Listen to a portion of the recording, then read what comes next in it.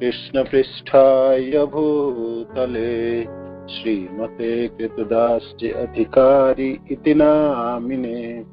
नमो विष्णुपादाय कृष्णपृष्ठाय भूतले श्रीमते भक्तिवेदान्त स्वामी इति नामिने। नमस्ते सारस्वते देवे गौरवाणी प्रचारिणे निर्विशेष शून्यवादी पाश्चात्य देशतारिणे। श्रील प्रभुपाद की जय, गुरु महाराज की जय।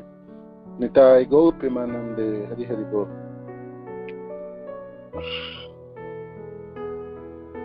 ओम अज्ञानतिमिरन्धस्य ज्ञानाञ्जनशलाकया चक्षुरुन्मीलितं येन तस्मै श्रीगुरुवे नमः। श्रीचैतन्यमनोभीष्टं स्थापितं येन भूतले स्वयं रूप कदा मह्यं ददाति स्म पदान्तिकम्। वन्देऽहं श्रीगुरु श्रीयुतपदकमलं श्रीगुरुं वैष्णवांश्च। श्रीरूपं साग्रजातं सगण रघुनाथान्वितं तं सजीवं साद्वैतं सावधूतं परिजनसहितं कृष्णचैतन्यदेवं श्रीराधा कृष्णपादान् सहगण ललिता श्रीविशाखान्वितमांश्च। हे कृष्ण करुणा सिंधु दीनबंधु जगत्पते गोपेश गोपिका कांत राधा कांत नमस्तुते। तप्त कांचन गौरांगी राधे वृंदावनेश्वरी विश्वभानुसुते देवी प्रणमामि हरिप्रिये। वाञ्छाकल्पतरुभ्यश्च कृपा सिन्धु भैव च पतितानां पावनेभ्यो वैष्णवेभ्यो नमो नमः। जयो श्री कृष्ण चैतन्य प्रभु नित्यानंद श्री अद्वैत गदाधर शिवासादि गौर भक्तवृंद। हरे कृष्ण कृष्ण कृष्ण हरे हरे हरे राम राम राम हरे हरे। श्रील प्रभुपाद की जय, गुरु महाराज की जय, आप सब भक्तवृंद की जय। निताय गौर प्रेमानंदी। हरि हरि बोल। तो आप सब मिलकर आशीर्वाद दीजिएगा। गुरुदेव की बुक भगवान अवतार और देवी देवता जो सेवा मिली मैं ठीक से कर पाऊं। हरे कृष्ण। तो भगवान अवतार और देवी देवता, तो ये बहुत सुंदर बुक है। और जो प्रचारक हैं प्रचार कार्य के लिए एक हैंडबुक की तरह, मैंने बहुत ही आपकी सहायता और महत्वपूर्ण बुक है। सिद्धांत ज्यादा है इसमें, फिलॉसफी ज्यादा है, किंतु सिद्धांत की भी जरूरत है भक्ति में। सिद्धांत के बिना, सिद्धांत नहीं है सिर्फ भाव हो तो फिर वो मनगढ़ंत होगी, और सिर्फ सिद्धांत होगी भाव नहीं होगी तो भी सुखा होगी, है ना। दोनों की जरूरत। सिद्धांत बोलिया चित्ते न करो अलस, यह हईते कृष्ण लगे सुदृढ़ मानस, चैतन्य चरितामृत में कहते हैं। सिद्धांत तो ठीक से जाननी पड़ेंगे आपको। तो बहुत सुंदर और संकलन है ग्रंथ। आपके सारे चीज एकत्रित हैं, जहाँ जैसे कि भगवान कौन है, श्री कृष्ण ही भगवान है, उनके जितने सारे प्रमाण, जितने शास्त्र सम्मत सारे प्रमाण एकत्रित हैं। और देवी देवता की स्तर क्या है, क्या उपासना देवी देवता को करना, क्या फल मिलेंगे देवी देवता को उपासना से, भगवान और देवी देवता से भेद क्या है, भगवान के अवतार कितने तरह के हैं। तो बहुत माने शोध किए हुए ये ग्रंथ है। और सचमुच जैसे कल गोकुलानंद प्रभु कह रहे थे ना कि महाराज की इच्छा है जो ये ग्रंथ तो वाम पर होंगे, माने सब चारों तरफ फैल जाएंगे, सचमुच ही फैल जाएंगे, क्योंकि कृष्ण भक्त जनों के लिए ये एक बहुत सहायक ग्रंथ है। और सिद्धांत को समझने में और बहुत सहायता करेगी ग्रंथ। और आपको बहुत सारे ग्रंथों से ढूंढने की जरूरत नहीं है। आप अपने क्लास के लिए, प्रचार कार्यों के लिए अपने अपने चीजों को आप एक जगह में आपको मिल जाएंगे। जहाँ तक श्लोक हैं, जहाँ तक सिद्धांतों की बात है, जहाँ भेदों की बात है, ये सब इसी में लिपिबद्ध है। तो इसमें बहुत ही जैसे प्रभु जी काल ने बहुत मेहनत किए हैं गुरुदेव ने, और हम सबों के ऊपर करुणा ही है। तो गुरुदेव की अपार करुणा है। हम हरे कृष्ण। तो हरि बोल। आवाज आ रही होंगे ना? मैं बंद किया था। हरे कृष्ण।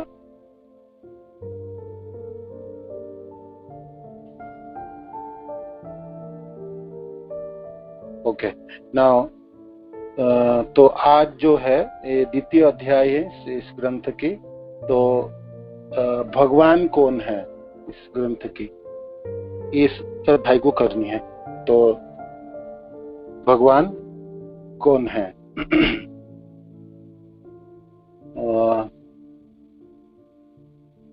इसको शुरुआत करते हैं।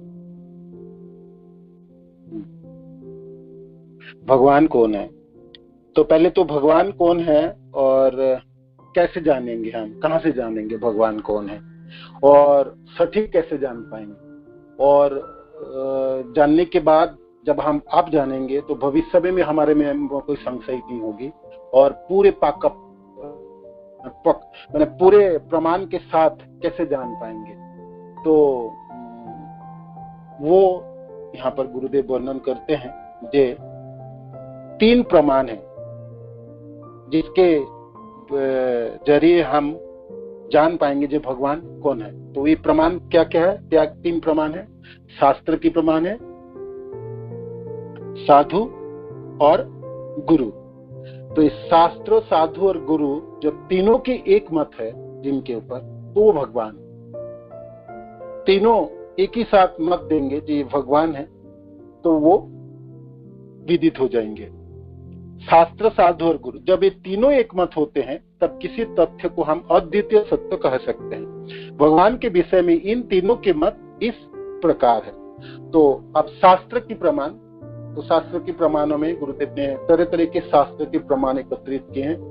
ईशोपनिषद, पराशर ऋषि जो श्रील व्यासदेव के पिताजी के द्वारा दिए हुए भगवान की परिभाषा, और भागवत, श्रीमद् भागवत से प्रमाण एकत्रित किए हैं। गोपाल तापिनी उपनिषद के प्रमाण है, चैतन्य चरितामृत ग्रंथ के प्रमाण है आदि। यहाँ से ये सब चैतन्य प्रमाण की बातें बताया गया है।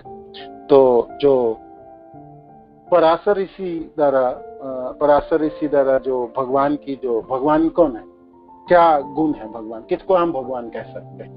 तो ये विख्यात श्लोक जो है हम सब जानते हैं, जो गुरुदेव यहाँ पर उद्धृत किए हैं। अस्य समग्रस्य वीरस्य जसस्य श्रेय ज्ञान वैराग्य सचैव सन्नाम भग इतिन गणा। जिनमें समग्र ऐश्वर्य है, समग्र बल है, समग्र जस है, समग्र सुंदरता है, समग्र ज्ञान है और वैराग्य है। ये 6 भगों की परिपूर्णता जिनमें है वो भगवान है ना। जैसे हम सबों में थोड़ी बहुत है, बहुत है, किसी न किसी में कोई थोड़ी सी सुंदरता है, किसी में थोड़ा सा बल है।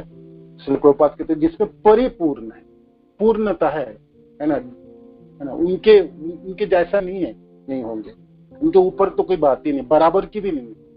कि 6 ऐश्वर्य से परिपूर्ण है वो भगवान कहलाते हैं, भगवान। और फिर आगे श्रीमद् भागवत की वेदांत सूत्र से परिभाषा है भगवान की। जन्मादस्य जतः, जिनसे उत्पत्ति, सृष्टि तथा प्रलय है, वही भगवान है। और श्रीमद् भागवत पुराणों में भगवान की परिभाषा 1.1.1 जो श्लोक है, मंगलाचरण की प्रथम श्लोक है। ओम नमो भगवते वासुदेवाय जन्मादस्य जत प्रतरत इतर चार्थे स्वाभिज्ञ सराट तेने ब्रह्मा हृदय आदि कवये मोहंति जत्सुरय तेज बारी मृदम यथा विनिमयो जत्र त्रिसर्ग अमृषा धामना सेन सदा निरस्त कुहकम सत्यम परम धीमहि। अर्थात भगवान वो है जिनसे सबका जन्म होता है, पालन पोषण होता है और अंत में जिसके द्वारा उन सबका संहार होता है। भगवान वसुदेव के पुत्र वासुदेव कृष्ण ही है जो सब में समाये हुए हैं, तो वही भगवान है। ऐसे करके श्लोक उद्धृत किए हैं गुरुदेव ने भागवत से।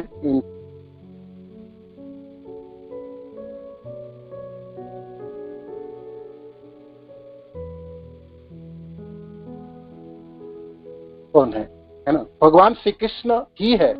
सामवेद जो गाया जाता है उनमें गायक भी श्री कृष्ण का ही स्तुति करते हैं, सिद्ध जोगी भी उन श्री कृष्ण का ही ध्यान करते हैं और देवता या असुरगण कभी भी उनका पार नहीं पाते। और भगवान श्री कृष्ण को अतिरिक्त भला ऐसा कौन है जो परमेश्वर कहलाने के योग्य है? ब्रह्मा जी ने उनके पांव के नाखून से निकलने वाले जल को भगवान शिव जी को मस्तक पर ग्रहण करने के निमित्त एकत्रित किया। वही जल गंगा नदी शिव जी समेत सारे ब्रह्मांड को शुद्ध बनाता है। तथा ब्रह्मा जी को भी भगवान जब वर्णन करते अहम एवासमेवाग्रे नान्यत जत असत परम पश्चात अहम जत एतच्च जो अविशेष्यत सो अस्मि अहम। चतुर्थ श्लोक की भागवत के प्रथम श्लोक है। भगवान कहते हैं इस सृष्टि से पहले मैं था, जब सृष्टि रची की सर्वत्र मैं विराजमान हो गई, सबों में मैं समा गया, और जब सृष्टि नष्ट हो जाएंगे तो उसके बाद भी मैं विराजमान रहूंगा। तो ये भगवान की अविनश्वरता वर्णित हुई। फिर और भी बहुत सारे भागवत में भगवान के भगवान है कौन, है ना, उसके बारे में भी वर्णन है। तो बाद में अब गुरुदेव आप गोपाल तापने उपनिषद में से उद्धृत किया। ऋषि जनों ने पूछे जो प्रश्न किए, प्रश्न पूछे भगवान कौन है, मृत्यु किससे डरता है, किसे जान लेने से सब कुछ जाना जाता है और कोई बाकी नहीं रह जाता है, सृष्टि के रचयिता कौन है? तदु ही अवचा ही वाच ब्राह्मणो कृष्ण वै परमं दैवतम गोविंदम मृत्युम वीरभति मृत्यु वीरभेति कपिजन वल्लभो ज्ञान तत् ज्ञानम भवति सह एदम संसरति। तो भगवान कौन है, इसके उत्तर में ब्रह्मा जी उत्तर कहे कि गोपीजन वल्लभ श्री कृष्ण ही एकमात्र भगवान है। गोपाल तापन उपनिषद से उद्धृत है ये। उन श्री कृष्ण से ही मृत्यु को भय है और उनको जान लेने पर सब कुछ ज्ञात हो जाता है, वही सृष्टि के रचयिता है। तो ये गोपाल तापन उपनिषद से भगवान कौन है उनके बारे में वर्णित है। आगे श्री चैतन्य चरितामृत ग्रंथ से कृष्ण रस रूप विचार सुन सनातन अद्वै ज्ञान तथ्य ब्रजे ब्रजेन्द्र नंदन सर्वयादि सर्वयंसी किशोर शेखर चिदानंदम देह सर्वाश्रय सर्वेश्वर स्वयं भगवान कृष्ण गोविंद परनाम सर्वयस्य पूर्ण जार गोलोकनी धाम। तो ये जो अद्वैत तथ्य है, अद्वैत तथ्य जो है, हे सनातन शिक्षा में महाप्रभु वर्णन कर रहे, सनातन गोस्वामी को जब शिक्षा प्रदान दे रहे थे वाराणसी में, तो कहते हैं जो हे सनातन मुझ में भगवान कृष्ण के सनातन स्वरूप के विषय में सुनो, ये द्वैत भाव से रहित परम अद्वैत तथ्य है और यही वृंदावन में ब्रजराज ब्रजेंद्र नंदन है, नंद बाबा के पुत्र है ना, ब्रजेश तनया, सर्व आदि सबों के स्रोत है, ये सर्व अंशी हर वस्तु के सर्वांश है, किशोर शेखर सर्वोत्कृष्ट किशोर रूप में प्रकट होते हैं, चिदानंदम देह और उनके सारा शरीर आध्यात्मिक आनंद से बना हुआ है, सर्वाश्रय सभी का आश्रय है, सर्वेश्वर सबों के ईश्वर है, स्वयं भगवान कृष्ण गोविंद परनाम और उनके नाम है गोविंद, है ना, गोविंद उनके नाम है। आदि पूर्ण पुरुषोत्तम भगवान तो श्री कृष्ण है, उनका मूल नाम गोविंद है, ये समस्त ऐश्वर्य से पूर्ण है और उनका सनातन धाम गोलोक वृंदावन कहलाता है। शास्त्र के यह निष्कर्ष है जो भगवान श्री कृष्ण मूल रूप से समस्त ऐश्वर्य, सामर्थ्य, जस, सौंदर्य, ज्ञान और वैराग्य से पूर्ण है। ये अपने शुद्ध भक्तों के रक्षक है। भगवान श्री कृष्ण के समस्त अवतार प्रत्यक्ष तथा अप्रत्यक्ष रूप से विभिन्न लक्षणों का प्रदर्शन करते हैं, लेकिन आदि भगवान श्री कृष्ण ने भगवत्ता के संपूर्ण लक्षण प्रकट की, यथा दैत्यों को मारना, जनसमूह की श्रद्धा उत्पन्न करना, अपनी ख्याति, सौंदर्य तथा दिव्य ज्ञान की प्रदर्शन करना। तो ये शास्त्र की प्रमाण गुरुदेव ने यहाँ पर पेश किए। आगे फिर साधु द्वारा प्रमाण। साधु जो है, साधु की जो प्रमाण है, तो साधु वह महाजन है, भागवत, महाभागवत है, जिसमें जिसके हृदय में परमेश्वर तत्व प्रकाशित है, या परमेश्वर सब में होते हैं परंतु साधु के हृदय में प्रकाशित होते हैं, तो वह है। इसलिए हमें इन साधु या फिर महाजनों से ही समझना होगा कि भगवान कौन है। तो धर्मस्य तथ्यम निहितम गुहाय महादेन जेन गतोस पंथा, ये धर्म की जो है ये बहुत गुह्य है और टेढ़े मेढ़े हैं और बहुत समझना बहुत मुश्किल है। भगवान को जानना भी मुश्किल है, भगवान के स्वरूप को समझना भी भारी कष्टप्रद है। तो कैसे जानेंगे, कैसे जान पाएंगे? अपनी मनगढ़ंत से हम इसको नहीं जान पाएंगे। महाजन जेन गतोस पंथा, महाजनों जन, महाजन है जो महाभागवत जन है, जो रास्ता से चल के इस भगवान को जाने, उसी रास्ते को अवलंबन किया, जिस मतों को जिस बातों को उन्होंने बताए, किस जैसा करके हम इस बच सकते हैं, तो उन्हीं को अवलंबन करनी पड़ेगी। महाजन जेन गतोस पंथा। तो महाजन जो है भागवत में महाजन 12 महाजनों की नामत है। स्वयंभु नारदो शंभु कुमारो कपिलो मनु।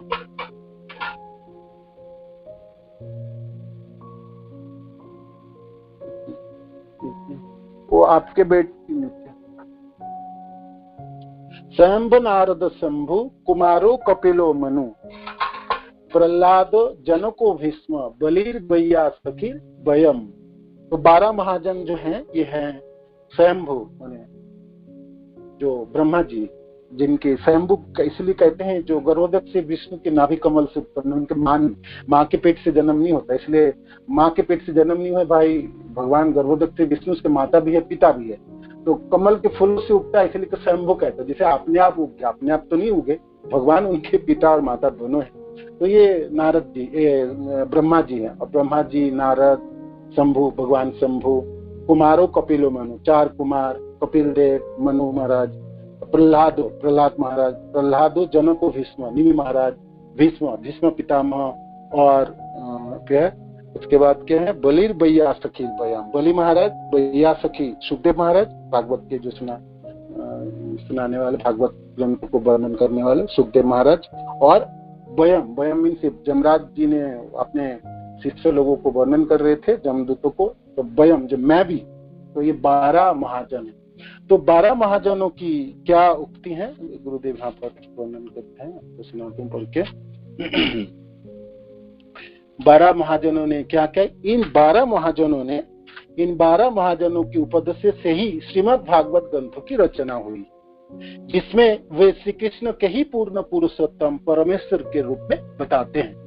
तो 12 महाजन की तरह तरह के धर्मों की बहुत गुह्य व्यक्ति को वर्णन किए हैं, और किंतु एक चीजों में 12 महाजन वो एक मत है, वो है श्री कृष्ण ही परम भगवान है ना, एकल ईश्वर कृष्ण, यही एकल ईश्वर है, बाकी सब उनकी नीचे नीचे। तो ये 12 महाजनों ने भगवान कृष्ण को परम भगवान के रूप में प्रतिपादित किए हैं। ये है आपकी साधु की प्रमाण हुई, और फिर आगे हुई अब साधु इसके अलावा भी हमारे भारत भूमि पवित्र भूमि है, और उसमें अनेक उच्च कोटि के संत महापुरुष हुए, है ना, जैसे कि मीराबाई, नरसिंह मेहता, सूरदास, तुकाराम इत्यादि हैं। तो इन सबों संत जनों ने, ये जो साधु जनों ने क्या बताए जी, कृष्ण भगवान है। मीराबाई जी की वो मेरे तो गिरिधर गोपाल दूसरा न कोई, है ना। भगवान कृष्ण ही सर्वोपरि और सब कुछ बताए, है ना, वो अपने भजनों में। और नरसिंह मेहता नो स्वामी सामरियो, है ना, स्वामी सामरियो। नरसिंह मेहता का स्वामी तो स्वयं श्री कृष्ण ही है। तो श्री कृष्ण ही एकमात्र भगवान है और सब कुछ है, सबों के आधार है। सूरदास जी भी, संत सूरदास भी अपने भजन में सबसे ऊंची प्रेम सगाई में श्री कृष्ण की प्रेम, श्री कृष्ण प्रेम ही मनुष्य जीवन का परम लक्ष्य है। तो और तुकाराम विठ्ठल विठ्ठल विठ्ठल हरिओम, भगवान विठ्ठल ही परम आराध्य बताते हैं। तो ऐसे अनगिनत साधु संत जन है हमारे इस पुण्य भारत भूमि, जिन्होंने कृष्ण ही तो भगवान है, आराध्य देव है, वर्णित है। तो ये प्रमाण गुरुदेव यहाँ पर प्रतिपादित किए हैं। तो ये साधु की प्रमाण हो। और आगे है गुरु प्रमाण, जो आचार्यों द्वारा प्रमाण जो है। तो आप जानते जिस प्रामाणिक जो संप्रदाय है, 4 प्रामाणिक संप्रदाय है ना, वैष्णव तो 4 प्रामाणिक संप्रदाय जो गुरु परंपरा में चली आती, और वो है रुद्र संप्रदाय, कुमार संप्रदाय, रामानुज श्री संप्रदाय और माधव गौड़ीय संप्रदाय, ब्रह्म माधव गौड़ीय संप्रदाय। तो रुद्र संप्रदाय से आप समझते, रुद्र संप्रदाय तो भगवान शिव से शुरुआत होकर गुरु परंपरा में चली आ रही, और कुमार संप्रदाय में 4 कुमारों से शुरू होते हुए किसी शिष्य परंपरा में चले, और जो श्री संप्रदाय की लक्ष्मी जी से शुरू होकर गुरु परंपरा में, और जो ब्रह्म संप्रदाय जो ब्रह्मा जी से शुरू होकर ब्रह्मा माधव गौड़ी संप्रदाय, ब्रह्मा जी से होकर ये गुरु परंपरा में चलिए। तो इनके जो आदि जो आचार्य हैं, जो बेशक उनको फाउंडर आचार्य बताता है, आदि आचार्य आदि गुरु हैं, तो जो रुद्र संप्रदाय के हैं श्री विष्णु स्वामी, है ना। तो विष्णु स्वामी जी की क्या मत है, तो गुरुदेव ने यहाँ श्लोक उद्धृत किए, 2 श्लोक बहुत सुंदर है ना। एक है उसमें अर्थ है, विष्णु स्वामी जी कहते हैं, आह्लादिनी एवं सम्मित शक्ति से युक्त सच्चिदानंद विग्रह श्री कृष्ण ही ईश्वर है ना। बाकी श्लोक पे पढ़ूंगा तो इतना समय नहीं होगी ना, 1 घंटा है, तो श्लोक सारे जगह सारे नहीं पढ़ता हूँ, किंतु आप सब लोग अवश्य पढ़िएगा, बहुत सुंदर है। और इतनी तथ्य हमको जाननी है सदगुरु, किसी जगह पे आप भगवान की स्वरूप को बताने के लिए इतने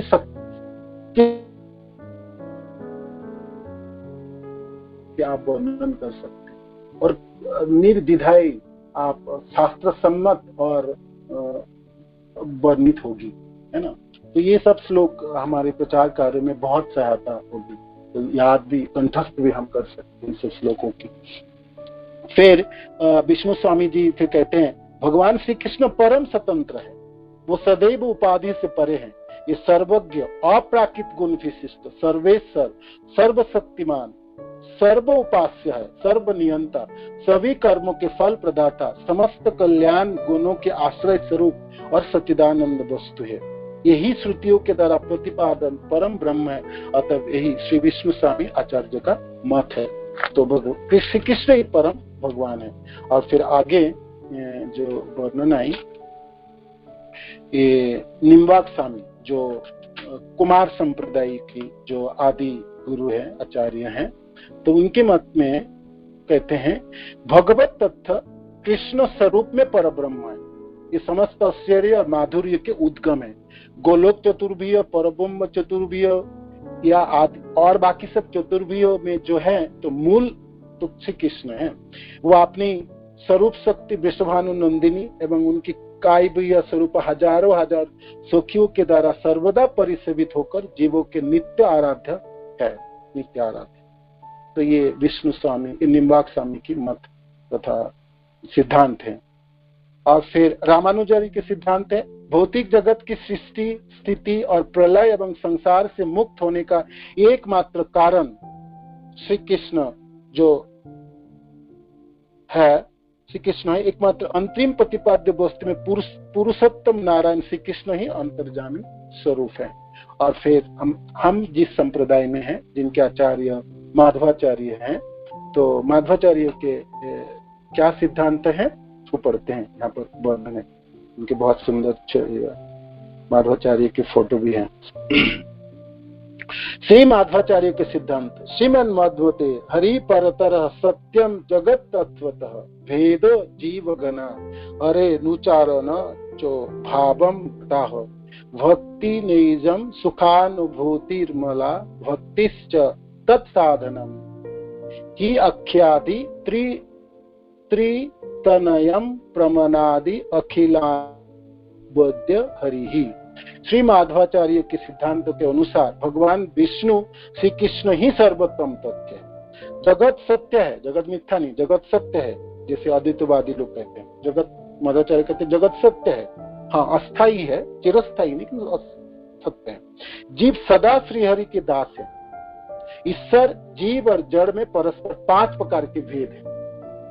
जीव ईश्वर और जीव में भेद है, जीव और जड़ में भेद है, ईश्वर और जड़ में भेद है, जड़ और जड़ में भेद है। 5 प्रकार के भेद है, 5 प्रकार के भेद है ना। सब एक जैसा नहीं, अहम ब्रह्म से सभी ब्रह्म ऐसा नहीं है एक।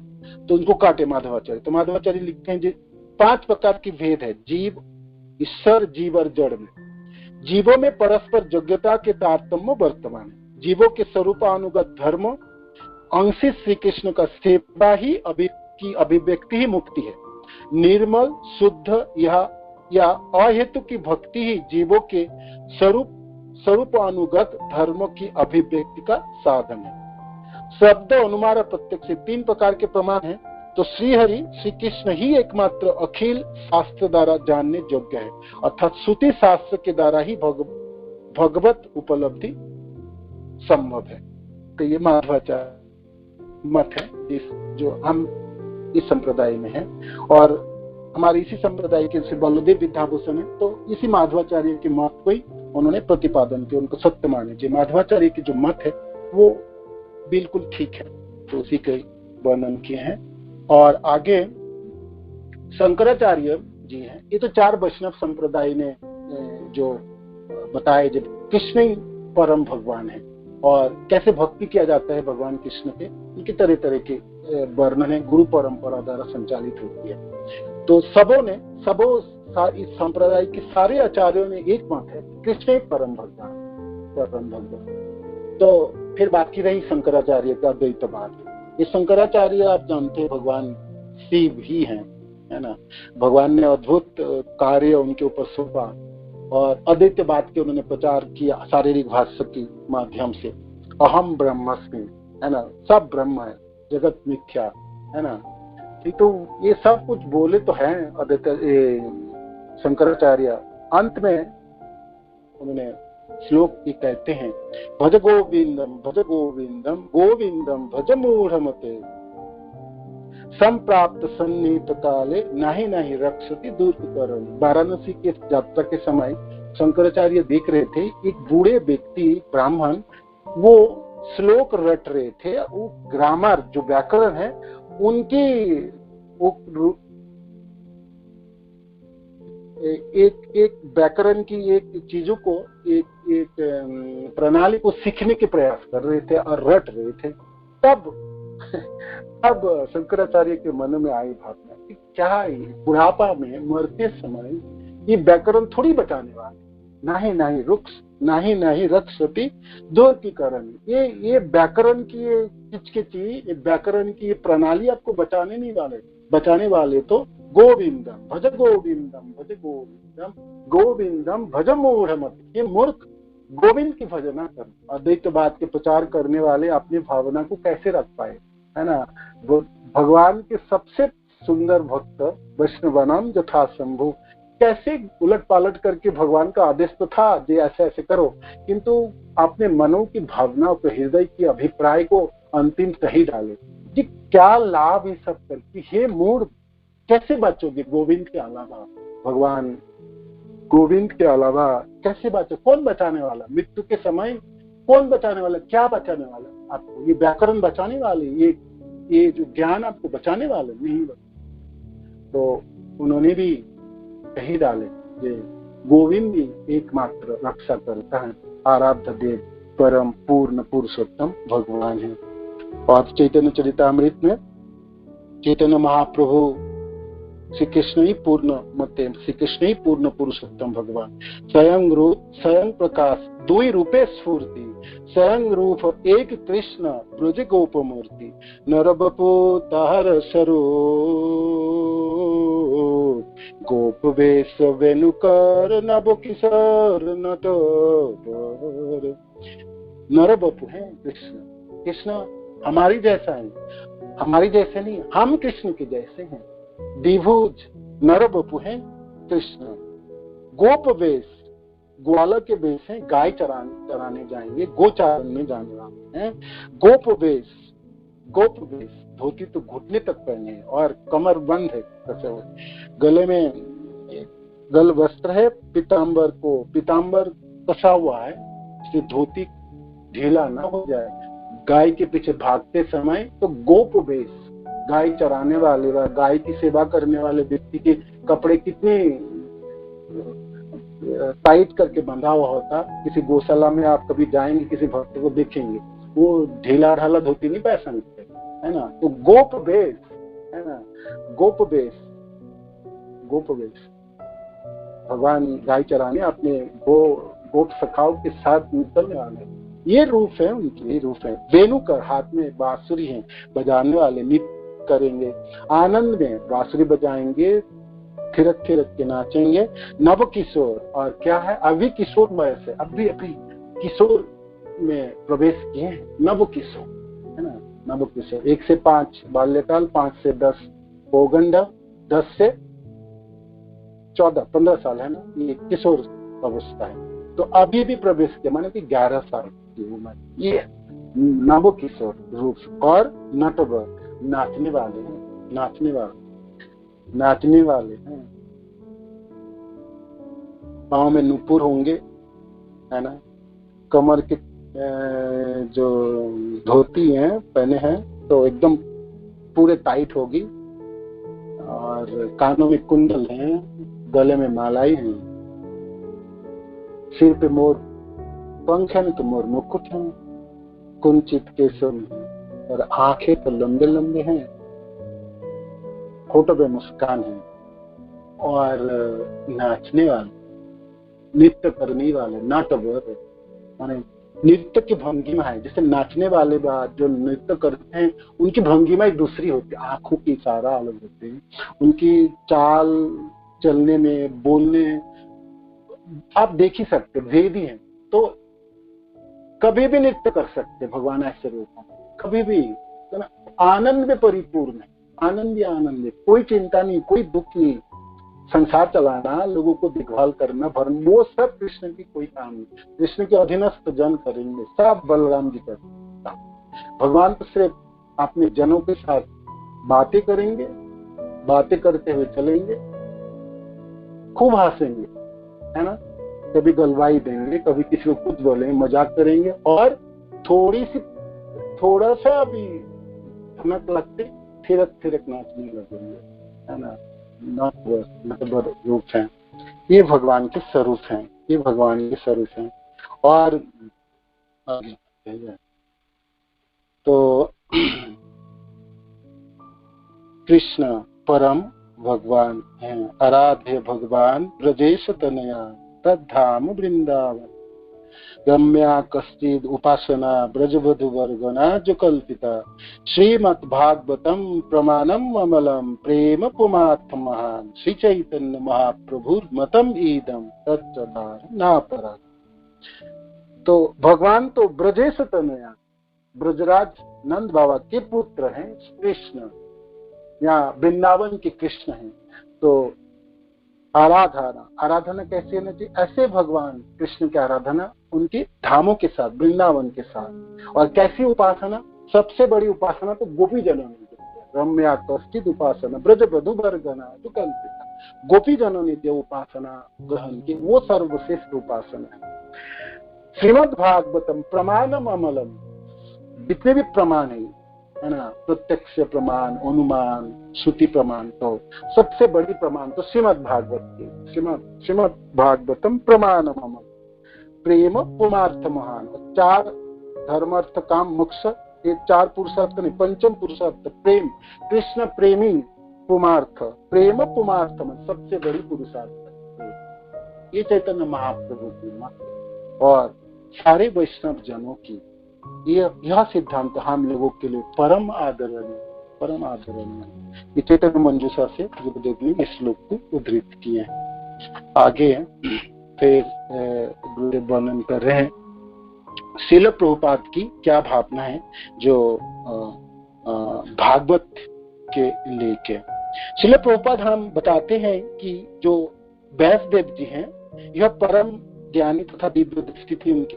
उन्होंने कलियुग में आने वाले, जो कलियुग आने वाले हैं और अभी पहुंचने वाले और कलियुग की जीवों की क्या दशा होगी वो देख पाए, और उन्होंने सोचा कि वेदों में वर्णित यज्ञ ही एकमात्र साधन है जिनमें लोगों की प्रवृत्तियों को शुद्धिकरण किया जा सके। तो गुरुदेव ने बहुत सुंदर इसमें वर्णन किया, इतना डिटेल से विस्तृत वर्णन है, वो आप पढ़िएगा। मैं थोड़ी पॉइंट आपको बता देता हूँ।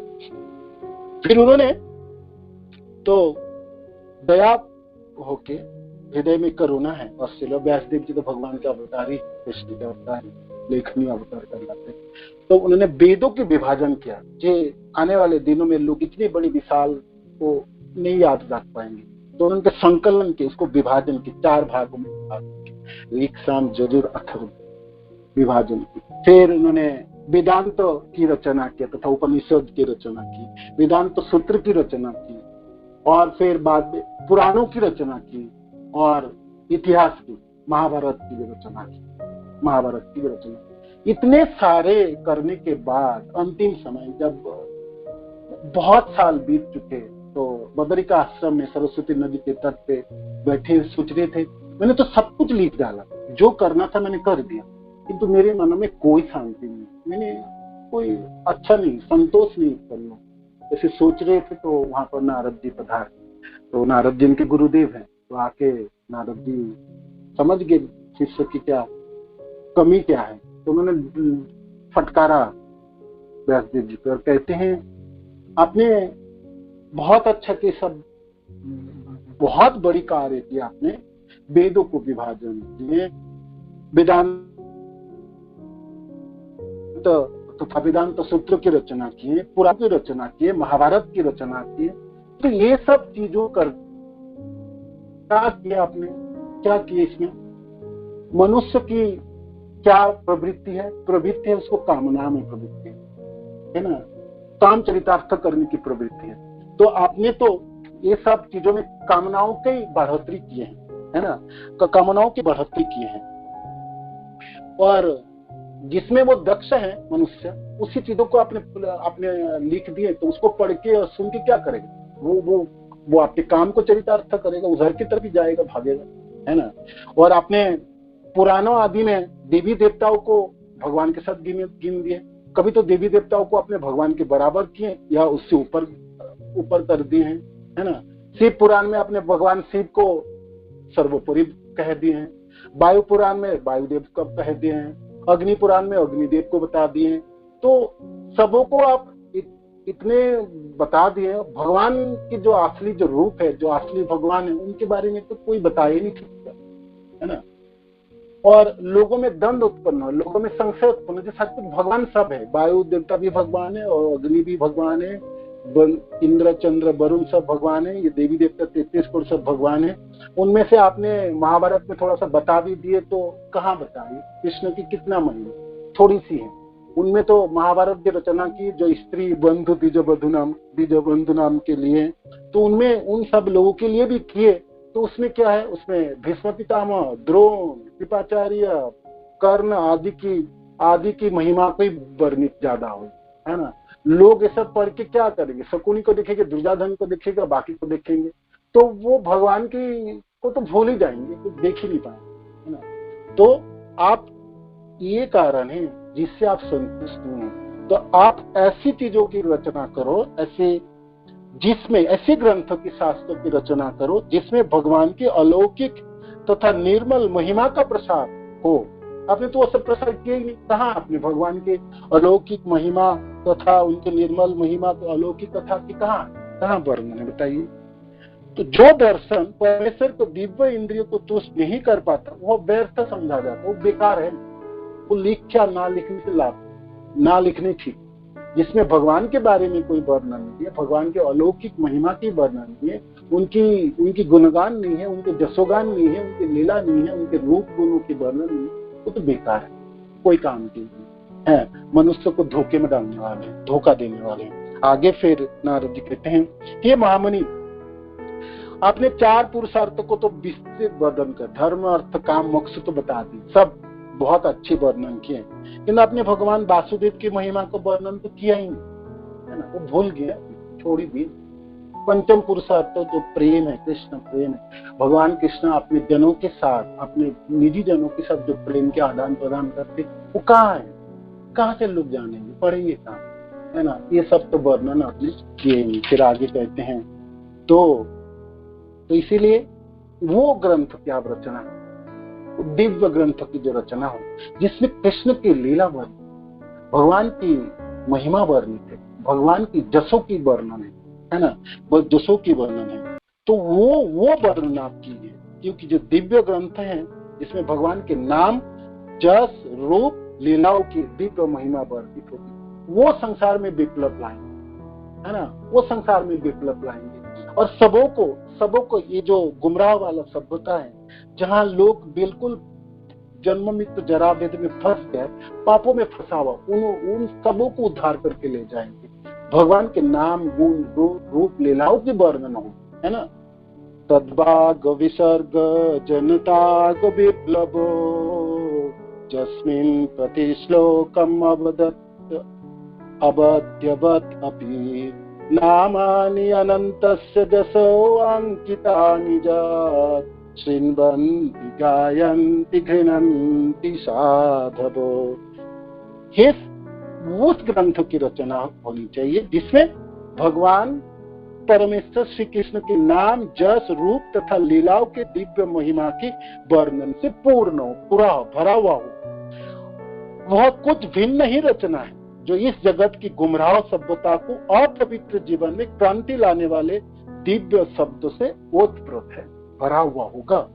ऐसा दिव्य साहित्य चाहे वह ठीक से ना भी रचा गया हो, ऐसा पवित्र मनुष्य द्वारा सुना, गाया तथा स्वीकार किया जाता है जो नितांत निष्कपट होता है, तो उसकी रचना आप कीजिए जिसमें कृष्ण की जसोगान, लीलाओं की वर्णन, जिसके केंद्र बिंदु में सिर्फ कृष्ण कृष्ण हो, कृष्ण के अलावा हर श्लोकों में कृष्ण हो, हर शब्द में कृष्ण हो।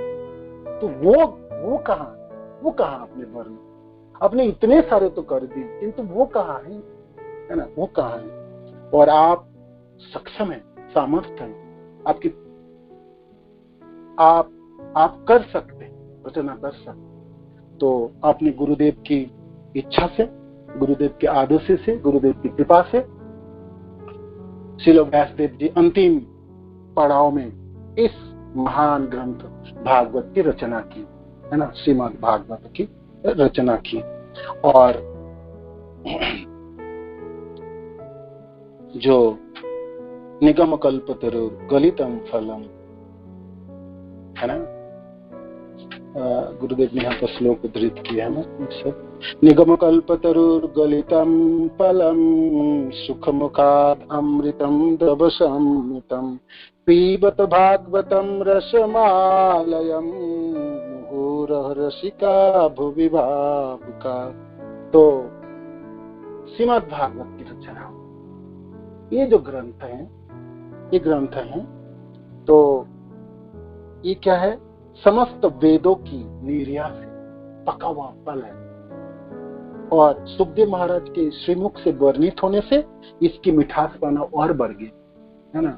इनमें तो मानो कि जैसे सुखदेव महाराज, जैसे पका हुआ फल जब तोते खा जाते हैं ना, तो उसमें मिठास और बढ़ते हैं। तो सुखदेव महाराज के श्रीमुख से वर्णित उस श्लोक की, उस शब्द, इसकी मिठास पाना को और बढ़ाती है ना। पीबतम भागवतम रसमालय मुहुर अहरसिका भुवि, का। तो जो भावुक जन है, जो इसमें गुरुदेव लिखते करते, ये विज्ञ एवं भावुक जनों वैदिक साहित्य रूपी कल्प वृक्ष के इस पके फल श्रीमद् भागवत की जरा चखो तो।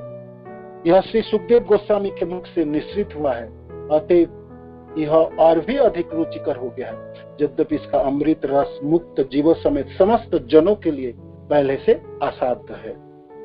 श्रील प्रभुपाद तात्पर्य में कहते हैं कि श्रीमद् भागवत दिव्य साहित्य है, जो अपने दिव्य गुणों के कारण अन्य समस्त वैदिक शास्त्रों को पीछे छोड़ देता है।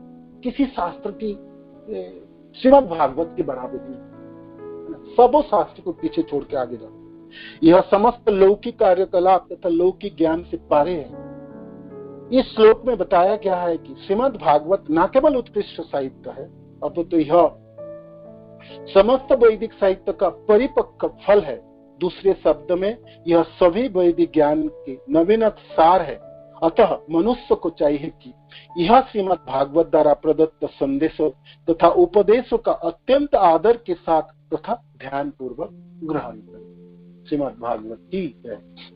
तो आगे फिर गुरुदेव श्लोक कोट करते हैं। ये श्लोक का पद्म पुराण से, अवैष्णव मुखोदगीर्णम पुत हरि कथा अमृतम श्रवणम नैव कर्तव्यम सर्वोच्छिष्ट जथा पयो। किंतु ये श्रीमद् भागवत ग्रंथ किससे सुननी है? वैष्णव जनों के श्रीमुख से, भक्त जनों के श्रीमुख से सुनना है ना। भक्त जनों की टोली में बैठ के भक्त जनों की श्रीमुख से इस कथा को सुनना। जो कथाकार अपने अहेतुक कृपा के करुणा के वजह से कथा कर रहे हैं, उनकी कोई भौतिक कोई इच्छा व प्राप्ति के लिए नहीं कर रहे है ना। तो वैष्णव जनों के श्रीमुख से भागवत कथा को श्रवण करो, अवैष्णव जनों से नहीं, जो भक्त नहीं है कृष्ण के, उनसे नहीं सुनना। उनसे सुनने से क्या होगा, ये भागवत की जो हृदयस्थ नहीं होंगे, हृदयंगम नहीं होंगे, है ना।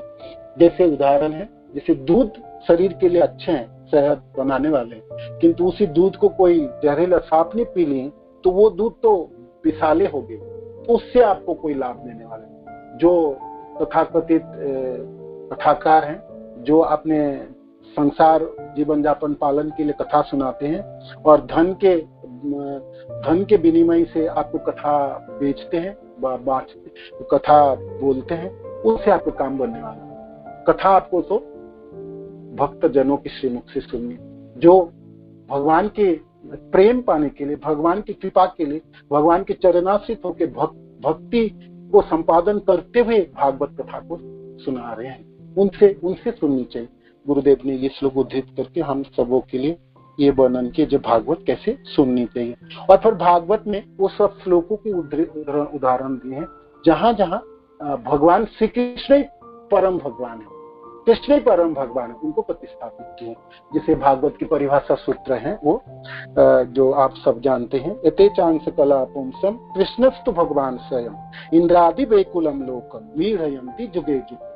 जब सुत गोस्वामी पाद भगवान के अवतारों को गिना रहे थे तो गिनाते गिनाते उनमें नारद आदि और सबों के साथ भगवान कृष्ण को भी गिना दे और बलराम जी को भी गिना दे, तो डर गए। बाद में सोचिए हो मैं कृष्ण के अवतारों में, उनके अंश या कलाओं में से कृष्ण को भी गिना दूं, तो आने वाले दिनों में लोग तो भगवान कृष्ण के अवतारों में ये जो अवतार हैं उनसे गिन लेंगे, है ना। तो ये अवतार ही हैं, तो अवतार नहीं है। तो उनको बताने के लिए तो गोस्वामी पाद इस श्लोक में उनको खुलासा किए और ये परिभाषा सूत्र है। इसके ऊपर भागवत परिभाषा सूत्र शब्द करते जो भागवत की जो सार है मीरिया से इस श्लोक के माध्यम में, है ना, इनके ऊपर ही पूरे भागवत में संचालित होती है। तो परिभाषा सूत्र हर ग्रंथ की एक मूल श्लोक होती है जिसको परिभाषा सूत्र कहलाते हैं। तो ये परिभाषा है। ये चांस कलापों से, इसलिए सूत्र गोस्वामी पाद ये जो मैंने वर्णन किया आगे, ये वो है उनके अंश है कृष्ण की, या उनकी अंश की अंश कला है। कृष्णस्तु भगवान स्वयं जो कृष्ण है ये स्वयं भगवान है, ये भगवान है ना। ये अवतार नहीं है, अवतारी है, अवतारी कृष्ण है। बाकी सब अवतार है, सब अवतारों की स्रोत है ये कृष्ण। इंद्रादि वैकुलम लोक मीरयंती जुगे जुगे।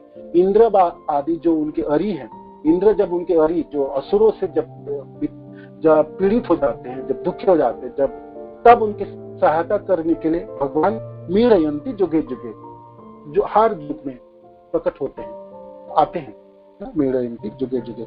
वासुदेव परा देदा वासुदेव परामका वासुदेव परा जोगा वासुदेव परा क्रिया वासुदेवं परम ज्ञानम वासुदेव परम तपम वासुदेव परो धर्म वासुदेव परा गति। वासुदेव जो हैं, जो वसुदेव जी के पुत्र हैं, जो श्री कृष्ण हैं, तो पूर्ण पुरुषोत्तम परमेश्वर श्री कृष्ण है।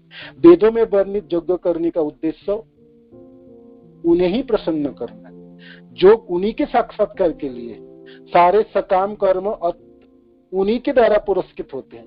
श्री कृष्ण ही परम ज्ञान है और सारे कठिन तपस्या उन्हीं को जानने के लिए की जाती है। श्री कृष्ण की प्रेम पूर्ण सेवा करना ही धर्म है, वे ही जीवन के चरम लक्ष्य हैं।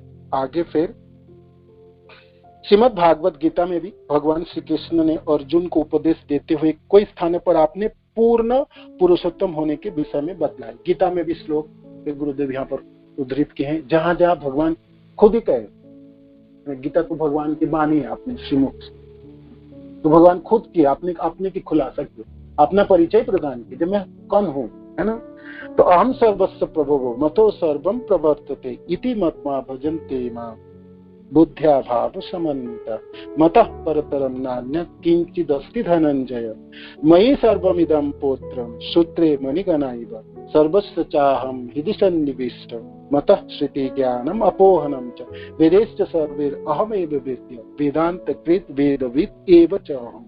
भगवान कहते वेदों में सब कुछ सर्वस्व चाह सबों के हृदय में मैं रहने वाला। मत श्रुति मेरे से ज्ञान आता है, सब कुछ आता है, मेरे से श्रुति ज्ञान तथा विस्मृति होती है। वेदों में जानने वाला मैं हूँ, निस्संदेह मैं वेदांत के संकलन करता तथा समस्त वेदों को जानने वाला। और सर्व जोनि सुकंते अहम बीज प्रद पिता, मैं बीज देने वाला पिता हूँ, है ना। मैं ही सब कुछ हूँ, मैं ही तो हूँ, है ना। भगवान कहते हैं गति भक्ता प्रभु साक्षी, सबों की गति में हूँ, सबको प्रभु है, साक्षी में हूँ, आश्रय में हूँ, आश्रय देने वाला मैं हूँ, है ना। प्रभव प्रलय, सृष्टि करने वाला हूँ, प्रलय करने वाला हूँ, बीजम अव्यय बीज हूँ। तो भगवान अपने परिचय प्रदान, ये मैं परम सर्वोपरि आदि स्रोत हूँ, है ना। और ये धनंजय मुझसे श्रेष्ठ तो कोई सत्य नहीं है। जिस प्रकार मोती धागे में गुथे रहते हैं उसी प्रकार सब मुझ पर आश्रित है, सर्वाश्रय सर्वोपास्य, है ना। तो उन्होंने वर्णन किया ना,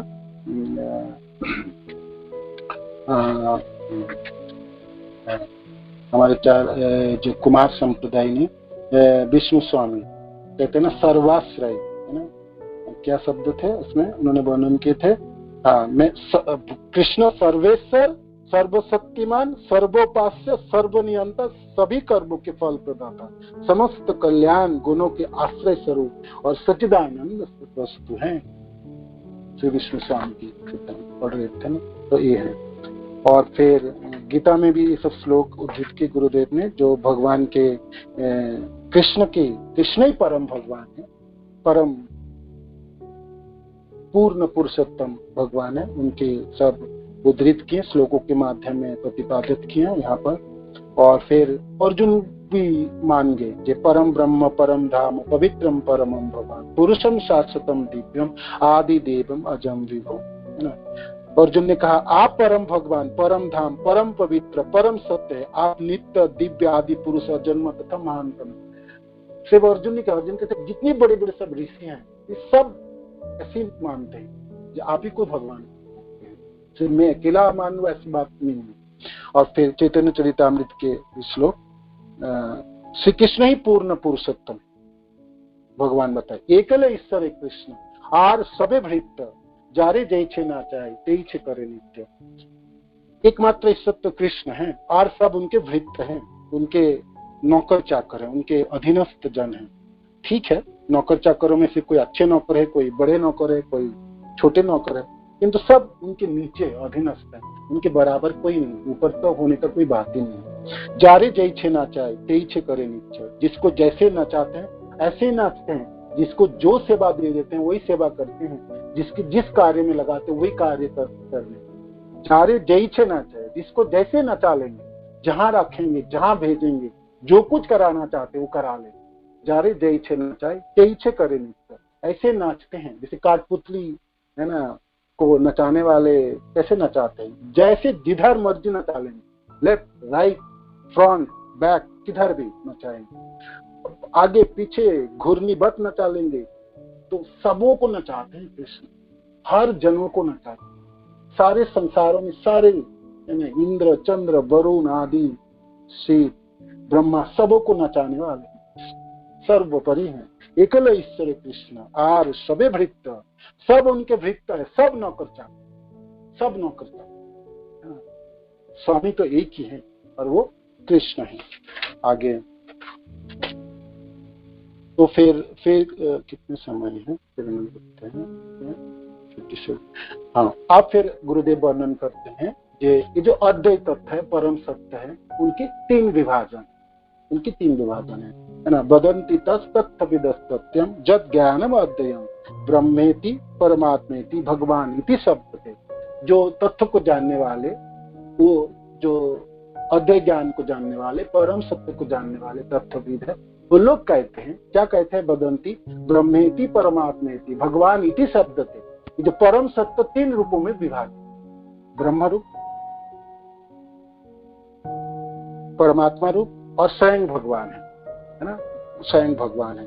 तो जो तीन स्वरूप भगवान श्री कृष्ण के ही हैं, गुरुदेव लिखते हैं। निराकारवादी उन श्री कृष्ण की उनको प्रभा आभा के रूप में देखते हैं। तो ये ब्रह्म जो है वो कृष्ण की आभा है, श्री कृष्ण के आभा है, शरीरों की किरण है।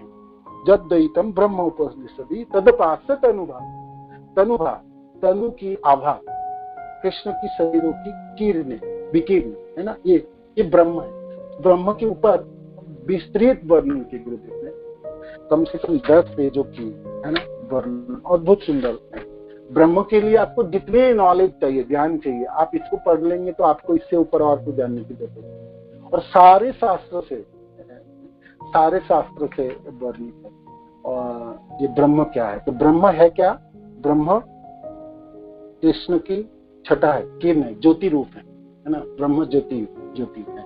तो उसमें ब्रह्म परमात्मा और कृष्ण के ये भी विस्तृत वर्णन है। ब्रह्म के वर्णन ज्यादा है, तो आपकी ब्रह्म के बारे में जो थोड़ी सी पॉइंट है वो मैं आपको बता दूं, क्योंकि समय भी कम रहेगा।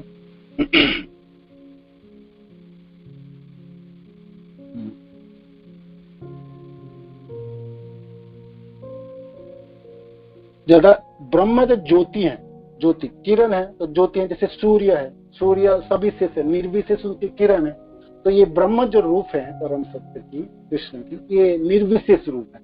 तो जो ज्ञानी लोग हैं ये ब्रह्म के उपासक हो, तो ये ज्योति वाले हैं है ना, ब्रह्म ज्योति वाले। जो योगी लोग हैं तो भगवान को हृदय में परमात्मा के रूप में जानते हैं, भगवान को परमात्मा के रूप में दर्शन के इसको साधन में लगे रहते हैं। और जो भक्त लोग हैं भगवान के साकार रूप में दर्शन करते है ना। राधा श्याम सुंदर के रूप, सिर पे मोर मुकुट है, कानों में कुंडल है, गन में बलवानाई है ना। पीताम्बर धारण के भगवान के साकार रूप, नरवरु है ना, गोप वेश वेणुकर नव किशोर नटवर रूप में देखते हैं। भक्त अपने भक्ति में भगवान को साकार रूप में देखते हैं। तो जो ब्रह्म है, तो ब्रह्म है भगवान की जो सच्चिद आनंदमयी की जो स्वरूप है भगवान की। तो ब्रह्म में सत रूपों की, सत रूप एक ही चीजों की अभिव्यक्ति, सत। जो परमात्मा है सत और चित्त की अभिव्यक्ति, और जो भगवान है उसमें तीनों चीजों की पूर्ण अभिव्यक्ति, सत चित्त आनंद है ना। ऐसे करके वर्णन हुई। और फिर एक चार्ट है बहुत सुंदर, इसमें जो ब्रह्म और भगवान के बीच के भेद वाली चार्ट है, वो बहुत ही सुंदर है ना। उसमें 1 से लेके 24 पॉइंट ब्रह्म और श्री कृष्ण में क्या भेद है। तो ज्योति वाले की आपको काटना है, उनके मतों की, या तर्क वितर्क करना है, या आपने कृष्ण की जो साकार रूपी सर्वोपरि है उसको सामर्थ्य बना, उसको प्रतिपादन करने के लिए चार्ट आपको सबसे सहायता। ब्रह्म ठीक है, कृष्ण की एक रूप है, किंतु क्या है, सिर्फ सत अंश की अभिव्यक्ति है ना। बाकी दोनों चीज न चित और न सत्य आनंद वाली पोषण।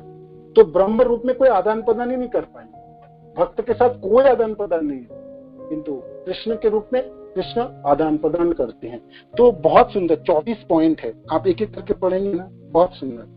और उसमें से 10 पॉइंट भी याद रख पाएंगे तो जीवन धन्य देखा जाएगा, है ना। एक पॉइंट पढ़ता हूँ, है ना। जैसे ब्रह्म से किसी जीव का कोई संबंध नहीं होता है। ब्रह्म से क्या संबंध करे, उसका रूप ही नहीं है, आकार ही नहीं, तो संबंध क्या करे। किंतु कृष्ण, श्री कृष्ण भक्त से अनेक प्रकार के संबंध रखते हैं, जैसे शांत, दास्य, सख्य, वात्सल्य, माधुर्य, आप सब जानते हैं। ब्रह्म कोई किसी संबंध नहीं बनाएंगे। और आगे फिर बहुत सुंदर सुंदर ब्रह्म का, जब केवल सत्तर एक है, ब्रह्म से किसी जीव का कोई संबंध नहीं। ब्रह्म अनुभव परम सत्य का निम्नतम बोध है। परम भगवान श्री कृष्ण परम सत्य की सर्वोच्च अवस्था है।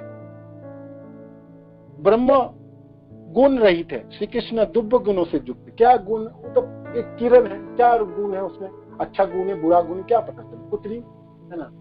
कष्ट ही कष्ट है ब्रह्म को उपासक, उपासना करते समय कष्ट, जब पा लेंगे तब भी कष्ट, है ना। दुख ही दुख है ना, दुख ही दुख है ब्रह्म की उपासना की। तो गुरुदेव ने सारे श्लोक किए हैं गीता से भी, ये दुखों की है, ये ब्रह्म की उपासना की, है ना। उपासना करते समय दुख है, और फल मिलने की बात भी जब है, तो ज्योति में मिल जाए क्या लाभ, ना कोई सेवा है ना कुछ है, और फिर कोई वैचित्रता है नहीं, कोई सेवा है नहीं, तो फिर क्लेश ही क्लेश है। क्लेश अधिकतर तेषाम अव्यक्त असक्त चेतसा अव्यक्त ही गतिर दुखम देह बुद्धि अवाप्यते, है ना। जिस लोगों के मन परमेश्वर के अव्यक्त निराकार स्वरूप के प्रति आसक्त है, उनके लिए प्रगति कर पाना अत्यंत कष्टप्रद है। देहधारी के लिए उस क्षेत्र की प्रगति कर पाना सदैव दुष्कर है। तो ब्रह्मवादी जो लोग है, ब्रह्म उपासक जो है, कष्ट ही कष्ट है, दुख ही दुख है ना। तो फिर गुरुदेव ने फिर वो वर्णन कीजिए, जो ब्रह्मवादी लोग है वो भक्त बने, किंतु कोई भक्त ब्रह्मवादी नहीं बने, है ना। दिखा ऐसे कोई उदाहरण नहीं, तो कोई भक्त है कृष्ण के सका, भगवान कृष्ण के भक्त हैं और वो ब्रह्मवादी हो गए बाद में जाके, नहीं। बहुत ब्रह्मवादी लोग भक्त हो, भक्तजनों की कृपा से, माँ भगवान की कृपा से हो गए। उदाहरण के तौर पे गुरुदेव ने यहाँ पर उदाहरण पेश किए हैं, जैसे सुखदेव महाराज जन्म होते ही पिता को छोड़ दिया, माता पिता को छोड़ दिया, आश्रम छोड़ के वन में चले गए, ब्रह्मवादी हैं। 16 साल तक गर्भ में रहे माता की, और होते ही जन्म मेरे को फंसना नहीं, ये सब है ना, ये सब संसारों में नहीं फंसना, और चले गए ब्रह्मवादी। पिता आपने एक ही एकलौता पुत्र है, और भागवत रचना करके रखे उनको देने के लिए, बाकी सब शिष्यों को सब कुछ दे दिए, सारे वेदों को अलग अलग शिष्यों में बांट दिए और दे दिए, पुराणों में सबको दे दिए, लोमर्स को दे दिए, सबको दे दिए। आपने अच्छी चीज अपने पुत्र को देने के लिए रखी, और उन्होंने देखे वो तो चले गए, तो ब्रह्मवादी होगी, उनको कैसे वापस लाए। फिर उन्होंने, गुरुदेव ने कथा सुने ना, नैमिषारण्य में थे और शिवताल में, ये शिष्य को सुनाए, अपने शिष्य को भागवत के श्लोक को याद करा, ये भागवत के श्लोक जा के गाओगे ना कभी उनके कानों में तो पड़ेगा, और पड़ेगा तो ये उसको वापस आने। तो उनमें से वो दो पहला श्लोक, एक बराह पीड़म नट बरो बापू, वो श्लोक से उसको आंख, वो श्लोक उन्होंने एक है, और ये जो श्लोक सुने बराह पीड़म नट बरो बापू कर्ण ये कर्णिकारम, तो इस श्लोक से सुनने से पश्चात उनकी आंखें खोली, आधा आंख खोली।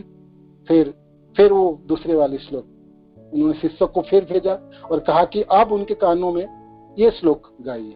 क्या है वो, बकियान स्तन कालपूतम जिघांसयापयाद अपि असाध्य लेभे गतिम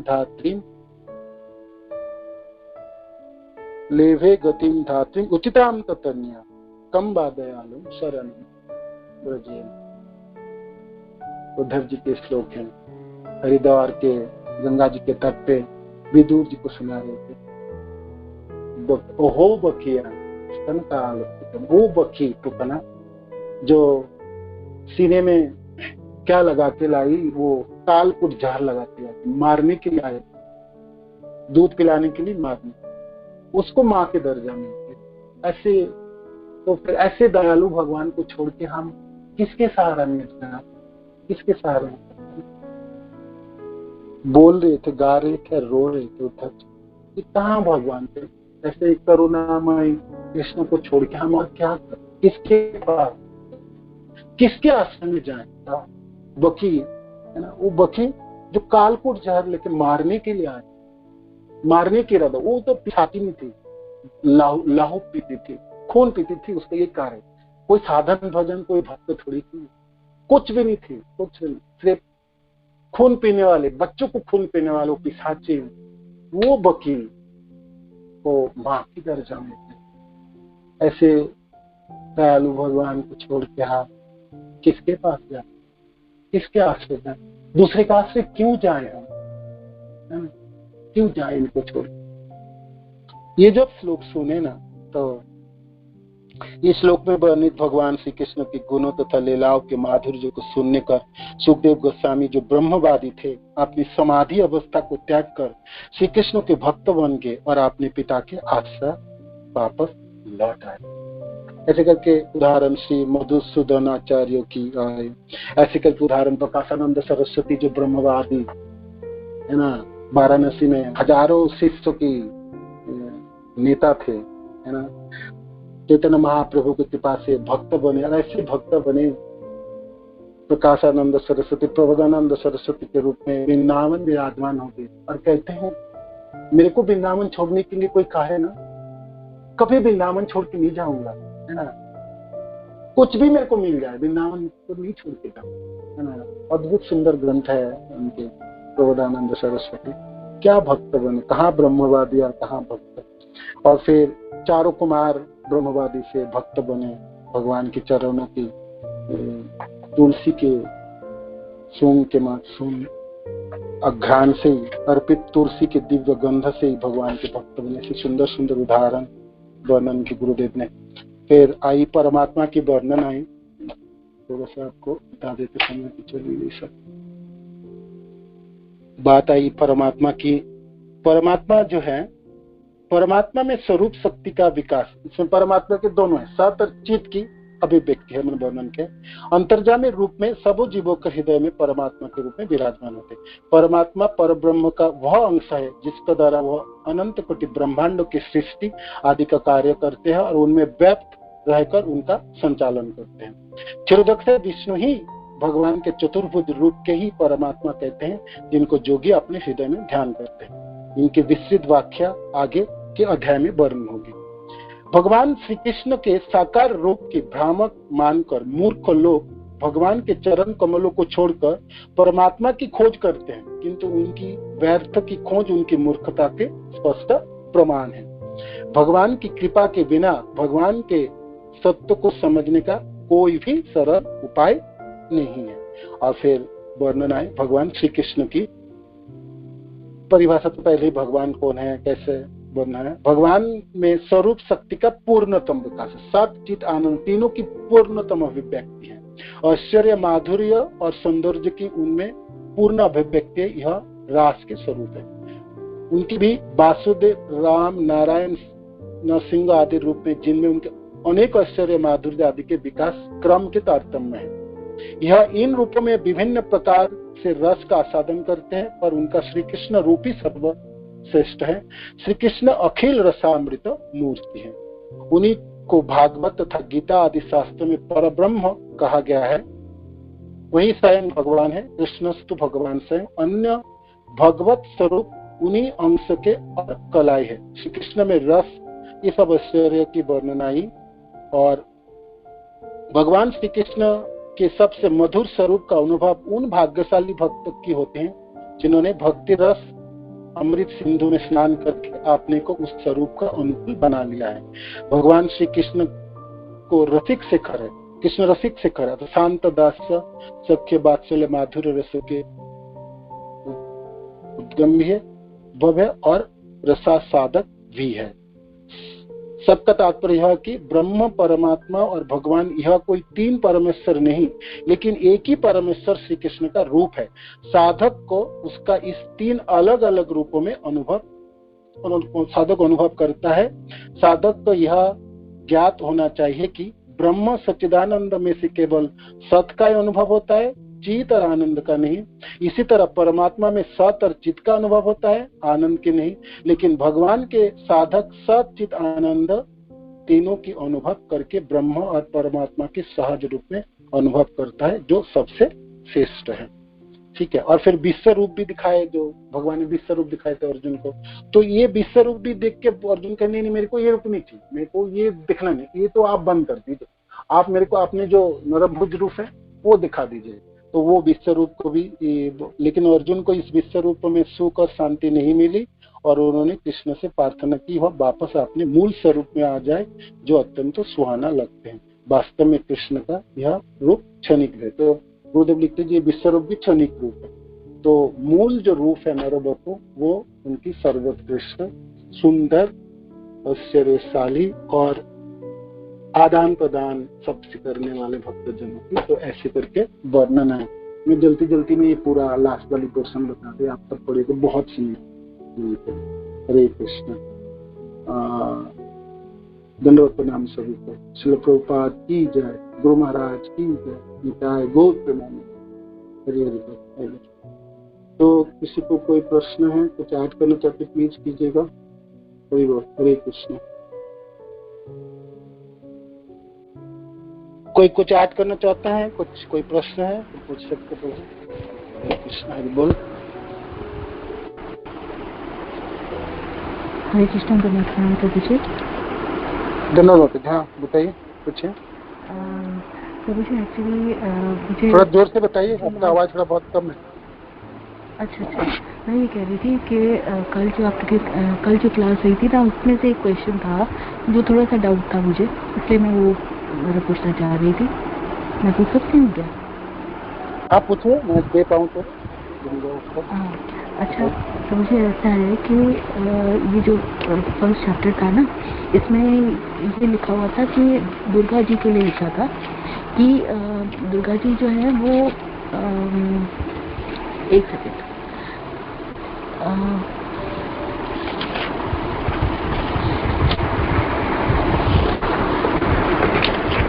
दुर्गा जी के लिए लिखा हुआ था उसमें कि वो जो है वो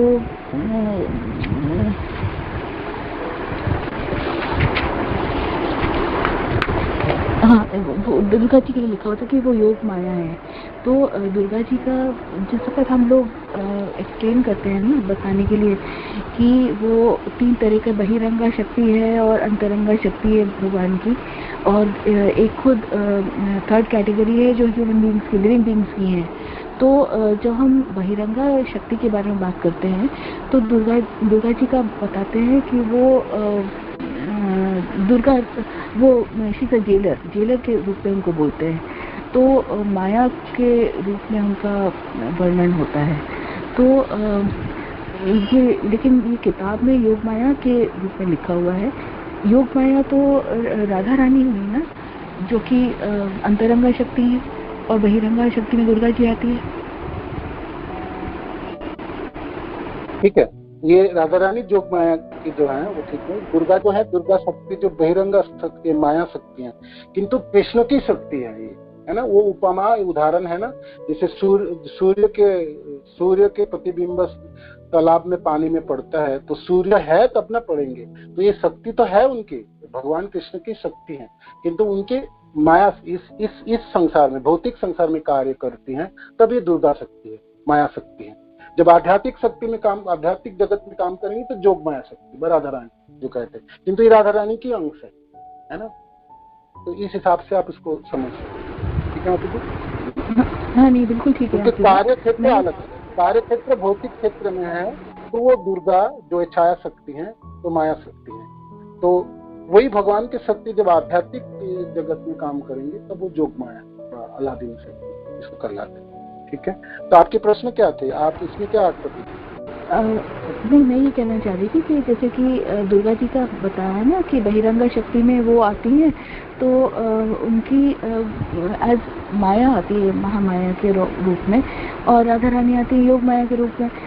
तो ये मैं थोड़ा मतलब क्लियर करवाना चाह रही थी ज़रा सा कि क्या मतलब ये कहने का मतलब कि वो माया के रूप में अगर किसी को एक्सप्लेन करना है जैसे हमको, तो अगर हम बोलेंगे कि महामाया दुर्गा जी हैं, और तो और वो बहिरंगा शक्ति में हुई, और ये योग माया के जो है राधा रानी के एग्जाम्पल देते हैं, तो कोई समझ सकता है ये मटेरियल एनर्जी अलग है और वो स्पिरिचुअल एनर्जी अलग है, उनके कौन केयर टेकर है, मतलब हेड कौन है उनके, तो वो एक्सप्लेन करने के लिए किसी को बता सकते हैं। लेकिन अगर ये बोलेंगे कि बहिरंगा शक्ति हैं और उनकी वो जो मतलब हेड है वो भी योग माया है, और इधर भी वो राधा रानी भी योग माया में ही आती हैं, तो कैसे वो दूसरा कैसे समझा सकते हैं, मेरा मतलब है कहने का,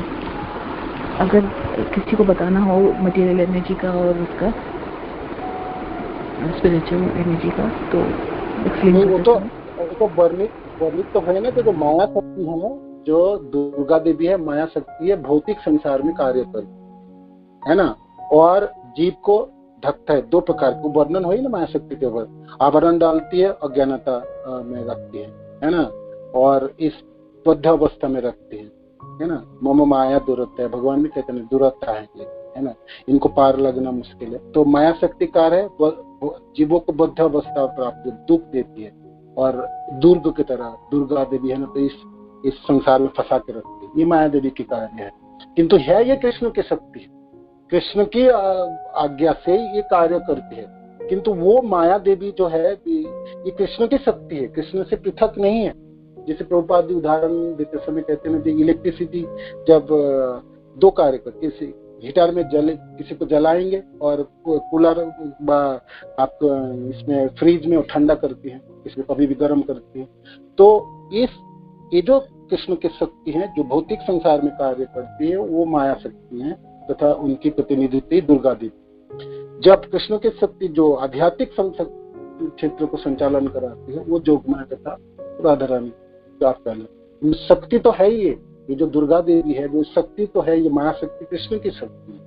ऐसे करके आप इसको समझाइए। जिसको कार्य क्षेत्र आप पृथक है ना, जगह पृथक है, उसके कार्य प्रणाली पृथक है।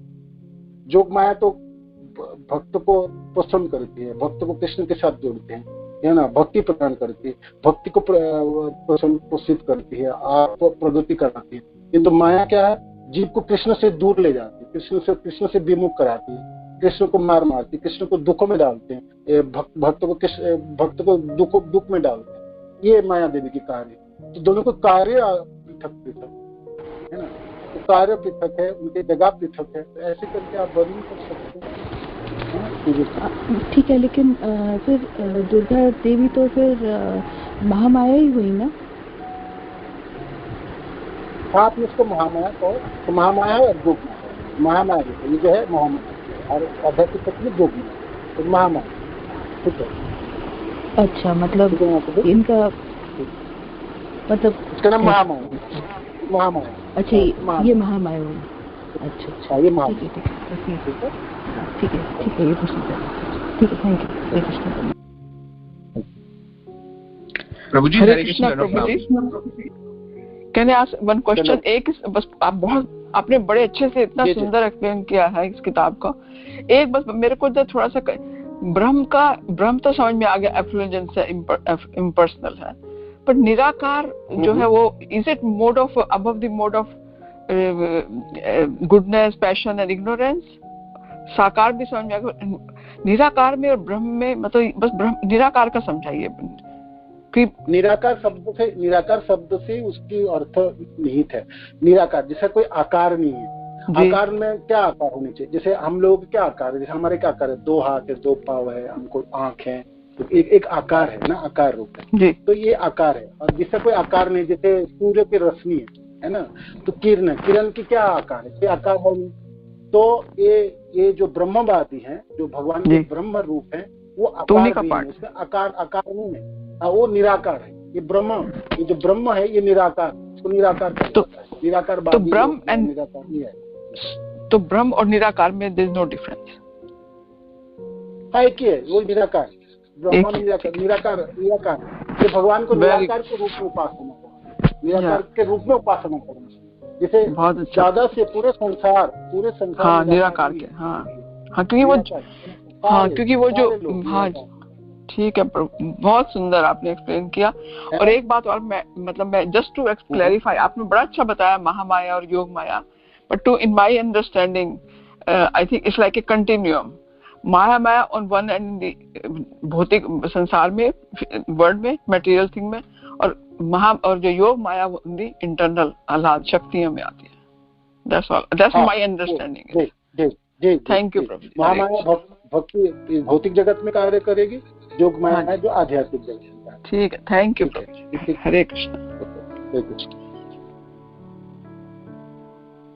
यस प्रभु जी, हरे कृष्ण। धन्यवाद, प्रणाम प्रभु जी। धन्यवाद माता जी। प्रभु जी, जैसे ये जो ब्रह्मवादी होते हैं या मायावादी होते हैं, ये लोग खाली वेद पढ़ते हैं। तो प्रभु जी जैसे ये वेद पढ़ते हैं तो ये वेद पढ़ते हैं, तो मतलब जैसे भागवतम वगैरह ये नहीं पढ़ते हैं ये लोग? भागवत पढ़ेंगे किंतु भागवत से निराकार वाली पोर्शन को उठाएंगे, वो लोग पढ़ेंगे, साकार के नहीं। तो जैसे अभी आपने भागवतम के इतने सारे श्लोक, भागवतम के आपने इतने सारे अभी जैसे श्लोक बताए थे, चांस कलापुंसा, कि कहीं कंफ्यूजन ना हो जाए, और फिर आप अभी ये भी बता रहे थे कि खुद ये मायावाद के जो आदि गुरु शंकराचार्य थे, वो उन्होंने खुद भी कहा है कि गोविंदम भज मूढ़ मते। तो प्रभु जी ये इन लोगों को समझ में नहीं आता है क्या? नहीं समझेंगे, वो भाग्यहीन है, उसकी भाग्य, उसकी सुकृति है ही नहीं, सचमुच नहीं है। साकार के उपासक, जो भगवान के साकार रूप में जो उपासक, जो भक्त हैं, वो गुरुदेव ने इसमें लिखे हैं ना, जो बहुत भाग्यवान है और उनकी सुकृति उन्होंने एकत्रित किए हैं, जो साकार रूप में भगवान कृष्ण के उपासक। बहुत कम लोग हैं जो साकार रूप में भगवान कृष्ण के उपासक हैं। वैष्णव बहुत कम है इस संसार में, भरे पड़े हैं निराकार, है ना। 99% लोग तो निराकारवाद है, 1% है वैष्णव जन दिखाई। तो वो आप क्या बोलेंगे, वो भाग्यहीन है, सचमुच भाग्यहीन। इसलिए तो गुरुदेव वहां पर 2-3 लाइन भी जोर दी है, ये भगवान के साकार रूप के जो उपासक हैं, जो भक्त हैं, है ना, सबसे भाग्यवान है। क्योंकि भगवान की उस तीनों रूपों की जो अभिव्यक्ति, पूर्ण अभिव्यक्ति है, सच्चित आनंद की पूर्ण अभिव्यक्ति, आनंद के साथ आदान प्रदान कर सकते कृष्ण, भक्त के साथ लेन देन कर सकते, आपके घरों में रहते, आपके साथ बातें कर सकते, आपके सब कुछ कर सकता दम पर। कहाँ कर सकते? निराकारवादी लोग क्या करें, बहुत बड़े हैं, उसी को संपर्क नहीं है। गुरुदेव ने जो चार्ट दिया ना, उस चार्ट में एक पॉइंट लिखे कि उसमें कोई संपर्क कर ही नहीं सकते, आप कुछ भी नहीं कर सकते। आप ना बातें कर सकते हो, ना आप भोग लगा सकते हो, ना आपने कुछ अनुनय भी नहीं कर सकते हो, ना कोई रसों की कोई स्फूर्ति हो सकती है, कोई भी संपर्क नहीं, संबंध नहीं हो सकता है। हमेशा बड़े व्यक्ति, बड़ा है, हम ब्रह्म बहुत बड़े बस बड़े हैं जी, है ना। किंतु जो कृष्ण है आपके बराबर, कभी कृष्ण आपके साथ खेलेंगे, आपके साथ रहेंगे, आपके साथ व्यवहार करेंगे। तो वो बातें वर्णन के ना गुरुदेव, आप इसको ठीक से पढ़ेंगे ना तो देखेंगे। तो इस प्रश्न के ये उत्तर है कि सचमुच वो लोग भाग्यहीन है ना। कोई भक्त की कृपा मिल जाए वैष्णव जनों की, तो फिर वो निराकारवाद से साकारवाद हो जाएंगे, होए है ना लोग, है ना। भक्त की कृपा से, भगवान की कृपा से वो लोग हुए। जैसे उदाहरण गुरुदेव ने यहाँ वर्णन किए है ना, कि ये सब लोग वापस आए। जैसे सुखदेव महाराज को देखो, उनके पिताजी ने कितने मेहनत की, कितने प्रयास किए, कितने शिष्यों को सिखाए, कंठस्थ कराए और जंगलों में भेजे, जाओ मेरे बेटे को वापस ला। कितने सालों के प्रयास के बाद सुखदेव महाराज हुए, है ना। तो ऐसे करके ब्रह्मवादी, निराकारवादी लोग है ना, भक्त की संस्पर्श से ही, वैष्णव जनों की कृपा से ही साकार रूप के उपासक बन सकता है। तो ये है, वो लोग नहीं समझ पाएंगे, नहीं है, उनकी होगा ही नहीं, वो करेंगे ही नहीं। भागवत भी पढ़ा लो, भागवत भी सुना लो, गीता पढ़ा लो, वो निराकार चीजों को उठाएगा।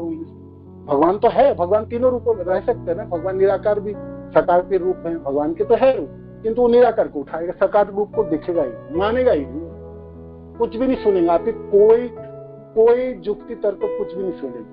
हाँ, एक चीजों से होगी, जब कोई कृपा प्राप्त होगी, उनकी हृदय की भावना परिवर्तन होंगे, तो फिर करते करते इस जन्म में आएंगे, नहीं तो 2, 4, 10, 20 लाखों जन्मों के बाद हो सकता है आए ही ना, घूमता रहे ऐसे, ये भी है। ठीक है, निराकारवादियों की वो जो श्लोक है ना गीता में भी, वो जीवन भी कष्टप्रद है, साधन करते समय भी कष्ट है, जहां जाएंगे वो भी कष्ट है, और फिर कष्ट ही कष्ट है ना, सब कुछ कष्टमय। इसलिए गुरुदेव की चरण आश्रित हो, श्रील प्रभुपाद की चरण पकड़ो, जे हम सचमुच हमारे जीवन की थोड़ी सी समय है और हमने बिल्कुल ये सब चीजों में नहीं पड़े, और हम सीधा भगवान के साकार रूप की उपासना करने में प्रयत्न कर ले और प्रयास कर ले।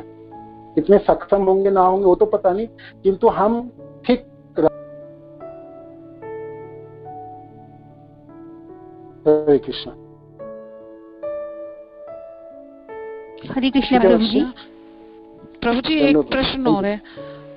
प्रभु जी, जो ये देवी देवताओं की उपासना करते हैं, तो प्रभु जी चलो मायावादी है, वो भी फिर ब्रह्म को पूजते हैं, और ये जो देवी देवताओं की उपासना करते हैं प्रभु जी, फिर ये लोग किस श्रेणी में है? वो देवी देवता के उपासक क्या होंगे? देवी देवता के उपासक, देवी देवता के उपासक है वो उसको आप क्या कहेंगे? ब्रह्मवादी तो नहीं है, ये तो भक्त भी नहीं है, ये उपासक है। तो देवी देवता के बारे में तो आगे पूरे चैप्टर्स आएंगे, उसके फल क्या प्राप्ति होने वाला वो भी है, कौन लोग इसके उपासक हो वो भी गुरुदेव ने बोलने पूरे अध्याय है, उस समय आप वो भी जान पाएंगे, समझ पाएंगे। तो कौन लोग है ये लोग? तो भक्त तो है नहीं। देवी देवते के उपासक कौन लोग है? जो लोग को कामना ही चाहिए, भौतिक संसार की कामनाओं से पीड़ित है, कामना चाहिए, दुख से पीड़ित है, दुखों से बचना चाहता है इस भौतिक संसार से, और कुछ चाहिए उनको, कुछ इंद्रिय तृप्ति, कोई कामना की कुछ वस्तु चाहिए ना, तो वो देवी देवता के उपासक वो लोग हैं। कल जैसे वर्णन हो रहे थे, आगे चैप्टर में भी है वर्णन आया। ठीक है ना माता जी? धन्यवाद प्रभु जी, धन्यवाद, प्रणाम प्रभु जी। हरे कृष्ण। और कोई पूछ रहे थे? हरे कृष्ण प्रभु जी, धन्यवाद, प्रणाम प्रभु जी। प्रभु जी मैं ये सोच रही थी कि जैसे ये लोग निराकारवादी अपने को बहुत ऊंचा मानते हैं, मतलब सोचते हैं कि हमें तो ठीक है, हमें तो समझ में आ गया प्रभुपाद की कृपा से, गुरु महाराज की कृपा से और सीनियर वैष्णव की कृपा से कि भगवान कृष्ण ही सुप्रीम पर्सनैलिटी है।